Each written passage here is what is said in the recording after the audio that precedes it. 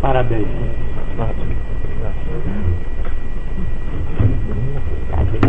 Cadeiras.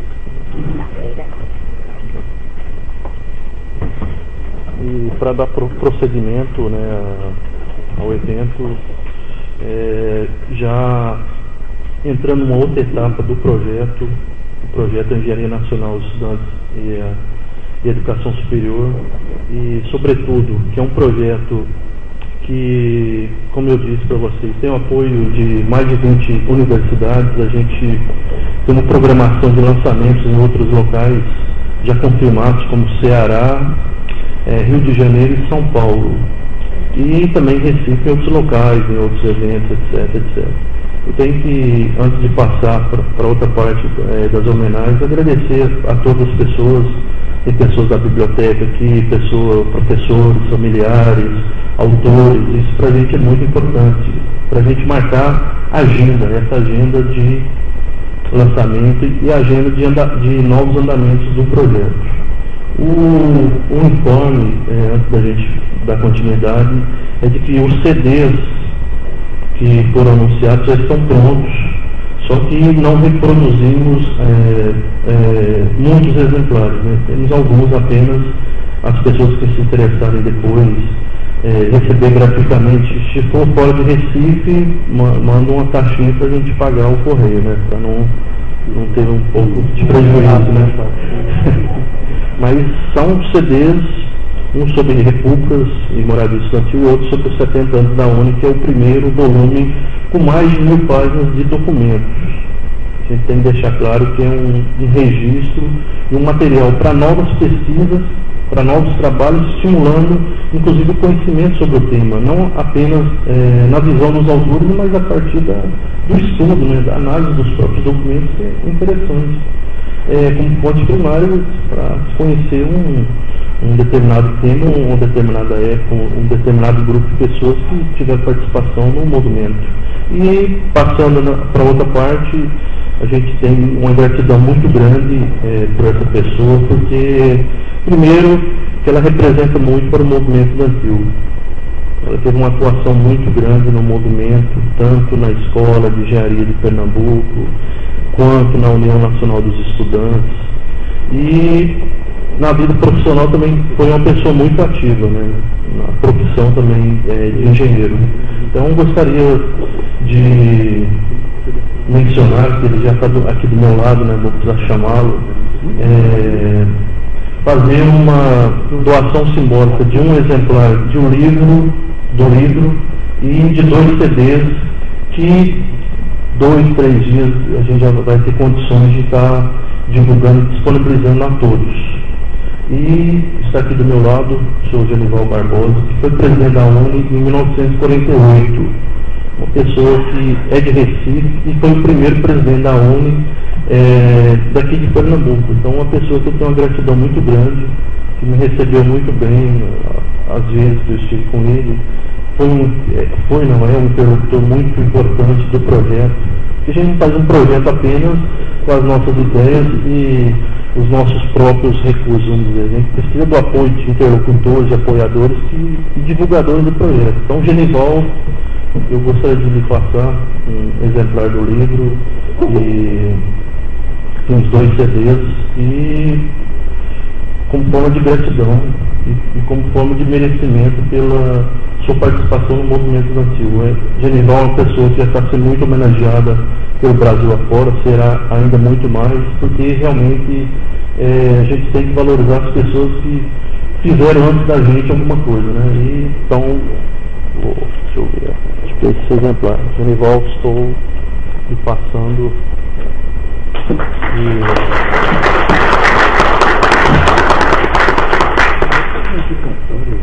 Não, vamos fazer a dedicatória daqui a pouquinho. Vou falar um pouquinho, né? Nem um pouquinho, nem um poucão. Aquilo que, num momento como esse, qualquer um que estivesse no meu lugar teria que dizer. Primeiro, eu trago aqui um documento de grande valor para mim. Escola de Engenharia de Pernambuco, equiparada à Escola Politécnica do Rio de Janeiro. Recife, 7 de maio de 1946. O senhor Genival Barbosa Guimarães é aluno matriculado no primeiro ano do curso de Engenharia Civil. Ele é assinado pelo Dr. Moraes Ramos, que na época era diretor da Escola de Engenharia na Rua do Hospício. E nós pagávamos, naquela época, porque a Escola de Engenharia tinha uma instituição mantenedora e queria que havia o pagamento dos alunos. E nós pagávamos 2.000 cruzeiros daquela época, em 4 parcelas. Está aqui do outro lado a quitação, porque só poderia entrar nas provas se tivesse essa quitação. E era assinado pelo tesoureiro na época. Então, isso é um pouco da história da valorosa Escola de Engenharia de Pernambuco. Nesse mesmo ano de 46, que foi um ano depois em que nós saímos da ditadura do Estado Novo, e essa minha geração não se cansou de ter durante a sua trajetória várias ditaduras com diversos nomes. Todas elas fazendo sempre aquilo que as ditaduras fazem: o domínio e o desaparecimento daquilo que se chama o cidadão, que foi criado tão bem e a tanto custo pela Revolução Francesa, que deixou aquelas 3 palavras que os países democráticos hoje, eles são democráticos porque cultuam essas palavras. Sabe bem o nosso mestre. Então, nesse ano de 46, pelos estudos que já haviam sendo feitos pelo Gustavo Capanema, que foi uma grande figura do primeiro governo Vargas, foram criadas as universidades da Bahia e do Recife, que somente mais tarde veio a se tornar Universidade Federal de Pernambuco. Então, o que significa que no ano seguinte eu tinha o documento da matrícula, mas atrás já não tinha mais esses valores. Foi o que ganhamos com a universidade. 5 escolas precisavam ser federalizadas. Uma delas foi a Escola de Engenharia. Mas o líder, a escola que liderava e que foi uma das 2 fundadas ainda nos distantes, quando se implantou a Faculdade de Direito de São Paulo, do Largo de São Francisco, e a Faculdade de Direito de Olinda, que depois veio para Recife.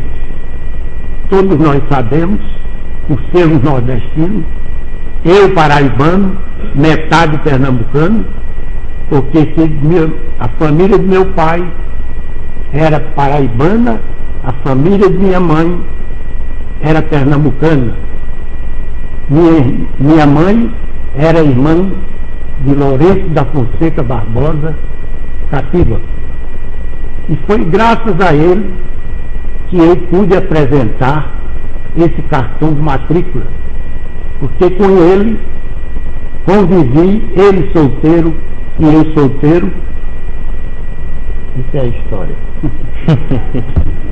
Durante 14 anos, até ambos nos casarmos em 1960.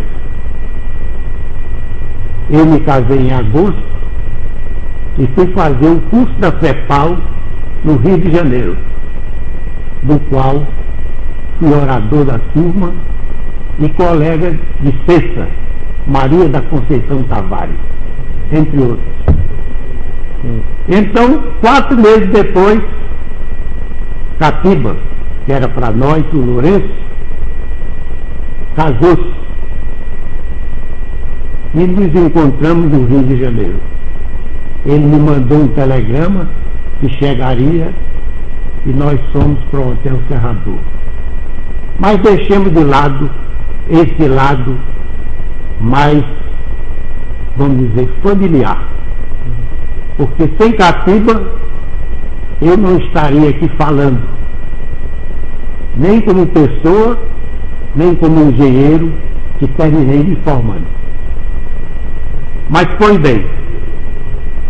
No ano de 47, já com a federalização da universidade, com o reitor Joaquim Amazonas, que era diretor na época da Faculdade de Direito, e foi o primeiro reitor da Universidade do Recife. E as outras escolas eram exatamente uma escola de filosofia que era mantida pelas irmãs Doroteias, francesas, cuja diretora era formada em Sorbonne, uma figura fantástica, que eu a conheci através de Maria José Baltar, aluna da Faculdade de Filosofia e que foi presidente do diretório na primeira viagem que nós fizemos ao Rio de Janeiro.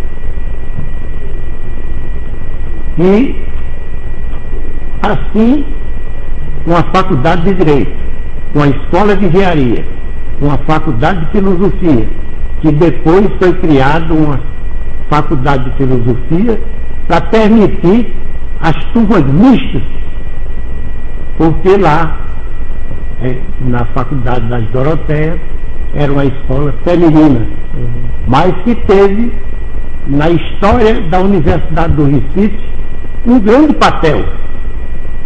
E esse papel foi principalmente desempenhado pela sua diretora, que foi à França e convenceu lá as Doroteias para que aquilo seria um passo muito grande e acima do que elas deveriam fazer historicamente como pessoas que criaram no Recife uma faculdade de filosofia.